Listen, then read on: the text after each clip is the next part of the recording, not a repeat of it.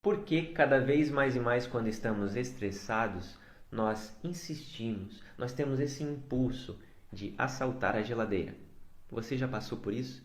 Então, vamos entender agora nesse vídeo o que acontece em nosso organismo e como resolver essa problemática que envolve hábitos, envolve a nossa vida, está toda hora cada vez mais presente em nossa rotina. Então, para entender melhor como isso acontece, nós veremos dois casos. No primeiro caso, você está estressado, você está estressado. E, logicamente, você vai até a geladeira, você pensa em comer algo e escolhe o seu prato. Você pode escolher nesse momento alguns pratos, mas geralmente o que nós escolhemos são pratos doces, são pratos que nos darão aquela sensação de bem-estar mais rapidamente. E é isso que de fato acontece em nosso organismo. Mesmo que a gente não consiga compreender tudo e não perceba, nós, nós preferencialmente iremos escolher pratos doces por causa da sua absorção. E nesse momento, quando nós nos alimentamos de algum prato de carboidratos, o carboidrato em nosso organismo gerará um pico de açúcar em nossa corrente sanguínea. Esse pico de açúcar, por sua vez, desencadeará outro pico, que se chama pico de insulina. A insulina é responsável por controlar esse pico de açúcar, diminuir o açúcar em nosso sangue, entre outras coisas. Com isso, o que acontece?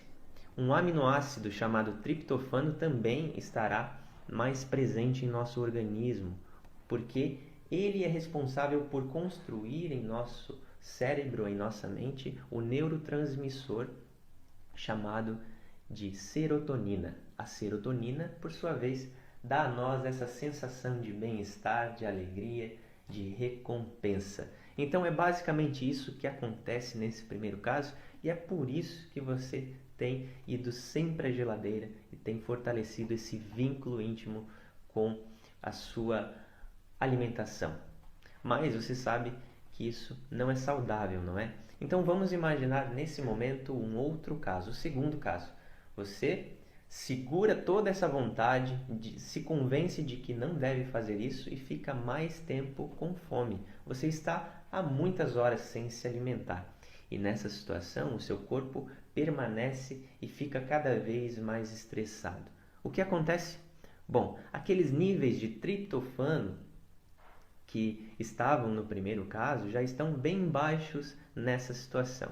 O triptofano, que antes gerava a serotonina, que agora está bem baixa, vai dar espaço à construção e ao aumento do cortisol. O cortisol é um neurotransmissor que nos deixa estressados e que também está relacionado à grelina. Nessa situação, com o cortisol elevado em nosso organismo, a grelina também passa a estar presente e ela, por sua vez, nos deixa em estado de fome, de alerta. Nós precisamos resolver essa situação. E o nosso estômago acaba roncando muito, nós ficamos nervosos e não nos reconhecemos mais. Essa é a segunda situação e são os extremos que nós não devemos buscar vivenciar em nossa vida. Se você tem vivenciado esses dois casos, algo deve ser mudado em sua vida, em seu modo de viver, em seus hábitos. E agora nós vamos para a resposta. O que nós podemos fazer diante dessas duas situações? Se você está vivendo uma delas. Cuide com três coisas que estão intimamente ligadas a esse relacionamento entre a alimentação e a fome, tá certo? Primeira coisa, a alimentação. Os seus hábitos de alimentação são extremamente importantes, você deve revê-los. Reveja a frequência com que você se alimenta e também a qualidade como você tem se alimentado. Segundo, os seus hábitos de desgaste, de exercício, de cuidado físico. Você precisa colocar toda a sua energia, todo esse combustível que vem através da alimentação e todo o seu organismo para se movimentar. Isso é vital em nossa vida. Os cuidados com a saúde física. Em terceiro lugar, os cuidados com o descanso.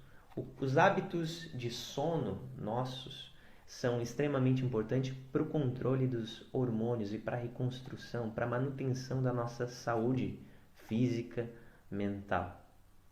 Então, sempre esteja atento a essas três coisas. Se uma delas está descompensando as outras, está desequilibrando a sua balança da saúde, foque nela para que você não viva constantemente nessa situação de dor, nessa situação de estresse e nessa situação que leva você muitas vezes a se culpar. Você não é o culpado, apenas pode não estar entendendo o que está acontecendo em seu organismo.